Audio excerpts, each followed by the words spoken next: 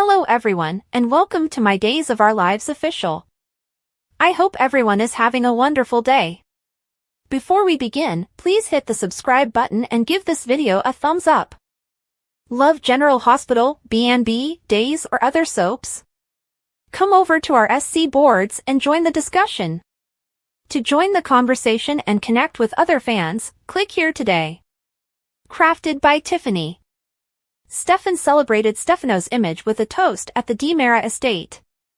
To celebrate his choice to keep his affair with Ava a secret from Gabi, Stefan planned to raise a glass. Johnny voiced his doubts about Ava and Gabi's ability to collaborate amicably in Horton Town Square. No longer, Ava asserted, were the strained relations between her and Gabi. The topic went to Johnny's new job at Body and Soul. Johnny departed for a business engagement after he and Ava exchanged well wishes for their respective new endeavors. Connie revealed Stefan's infidelity to Gabi at the Di Mera office. At first, Gabi assumed that Connie was referring to the gossip about Stefan and Ava that had resulted due of their pretend relationship. Connie attempted to shift the conversation away from the topic after saying she had overheard something, but Gabi was still demanding answers. Connie eventually admitted that she had overheard to a conversation between Ava and Kristen in which Ava had confessed to having slept with Stefan. Gabi threw a vase and insisted Connie had to have misunderstood. Connie stated she was sorry and relayed word for word Ava's admission of the affair. Gabi was upset, and Connie questioned whether Gabi was mad at her. Gabi said she was appreciative for the honesty. She went off and screamed that she was going to confront the lying, cheating son of a bitch she had married. After Gabi went, Connie broke into a smile and wished for Gabi to wreck her own life the same way that Gabi had destroyed Lee. Back in Horton Town Square, an approaching Stefan spotted Ava and challenged her about what she had told Gabi. Ava said that Gabi still assumed the indiscretion had stopped with a few kisses. Ava couldn't understand why Stefan would consider informing Gabi about the sex. Stefan talked about his shame and about how Kristen had dissuaded him from revealing. Ava agreed with Kristen that Stefan would not only harm Gabi with the truth but would aim Gabi's rage at both him and Ava. Later, Gabi stepped up and spotted Ava and Stefan in the midst of a heated discussion. She fiercely wondered if they were talking about their lie. Gabi marched over to the two and, with a smile, inquired whether someone had said her name. Ava hastily covered and stated that she and Stefan had been discussing about how relieved they were that the air had been cleared. With a stern look at Stefan, Gabi emphasized that there was nothing more to talk. Gabi kissed Stefan passionately and lied that she had come to thank him for the flowers and the supper. She informed Ava that she would see Ava at work, and she told Stefan that she would see him at home.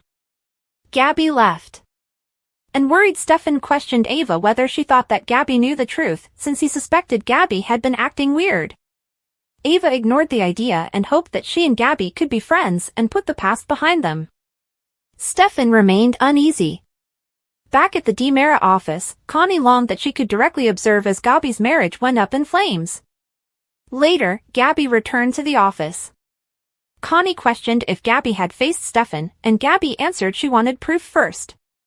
She indicated to Connie about her thirst for revenge by remembering the time she had almost blown up Julie's heart. With a vindictive smile, Gabi claimed she sought Connie's help with exposing Stefan and Ava. In the office for Body and Soul, Abe read a text from Kate. The text told Abe to notify Bonnie that Bonnie could not play Cassandra Lovegood. As Abe received the message, Bonnie flounced into the office and was ready to chat with her favorite soap opera producer. Bonnie offered Abe a beauty shot she had taken years previously, and she began talking about how the picture showed her good side. Abe tried in vain to talk, but Bonnie kept interrupting him. Eventually, Bonnie eased down and stated she was ready to listen and audition. Abe informed her that she would not be auditioning. When Abe cited Bonnie's lack of acting experience, she countered that Hattie did not have any experience either. Bonnie said that she had done a terrific acting job when she had convinced the entire village that she was Adrian. Johnny arrived and listened as Bonnie made her case. Johnny cajoled Abe to give Bonnie a chance. Abe again advised Bonnie that she wasn't right for the part. Johnny offered to coach her for the audition and stated it might double as Johnny's audition as well.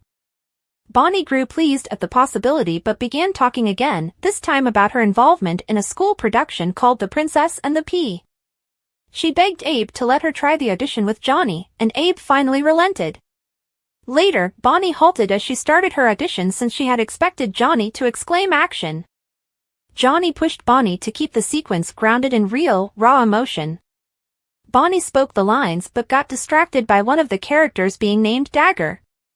She kept halting and berating herself for the lousy line readings, but Johnny urged her to continue. When Bonnie said her tongue was swollen, Johnny stopped the audition. Johnny urged Bonnie to look back on a period when she had felt enormous guilt. Bonnie opened up about how she sometimes still despised herself and didn't feel deserving of Justin's love because she had deceived him.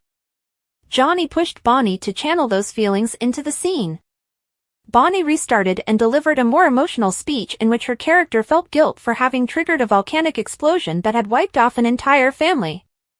Bonnie closed with a lyric about jumping in a fountain and calling herself the toxic tramp of Pineview.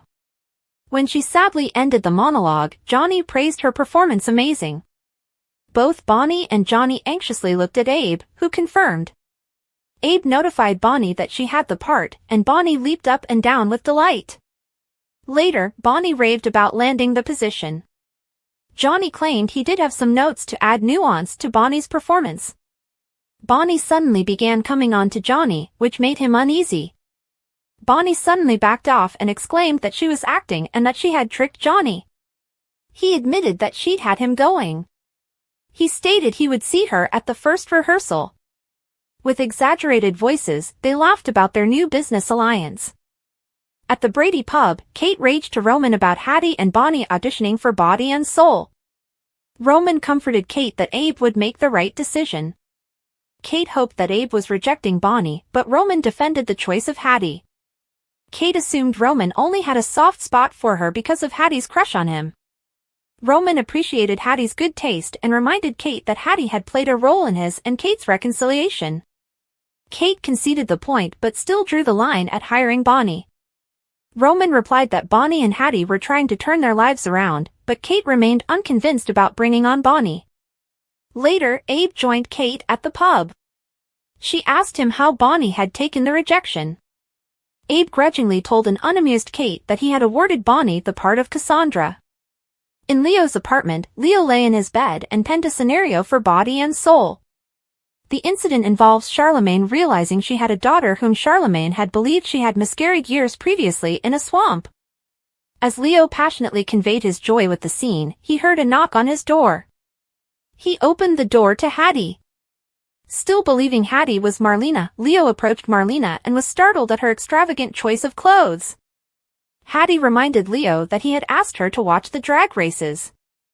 An increasingly bewildered Leo corrected her about the title of the show and invited her in. Marlena pulled up a bag and stated that she'd brought snacks. Leo complimented Marlena on her outfit, which he classified as 80s sex worker meets Harley Quinn. Leo was astonished that Marlena had arrived early. She mentioned wary of playing the game Doofus Drop, which received another quizzical glance from Leo. He indicated that he would let her establish the boundaries on their relationship.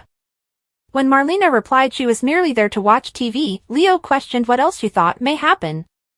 Marlena looked toward the bed, puzzling Leo even more. He clumsily offered her to join him on the bed so they could get settled before the concert started. Marlena threw Leo another curveball when she showed Leo the goodies she had prepared, which included root beer and pork rinds. She noticed Leo's laptop and inquired what he had been writing. When he cited Body and Soul, Marlena yelled that she was the star of the show. Leo couldn't imagine that Marlena would willingly give up her career to be an actor. Marlena plunged into an audition scene and asked a startled Leo if he felt it was Emmy-worthy. Later, Marlena and Leo broke out into laughing as the program finished.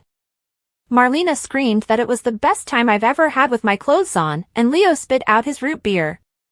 He marveled at how much he enjoyed the new side of her, and Marlena remarked, "What you see is what you get." She spoke up a new flavor of pork rinds as Leo gaped at her in baffled awe.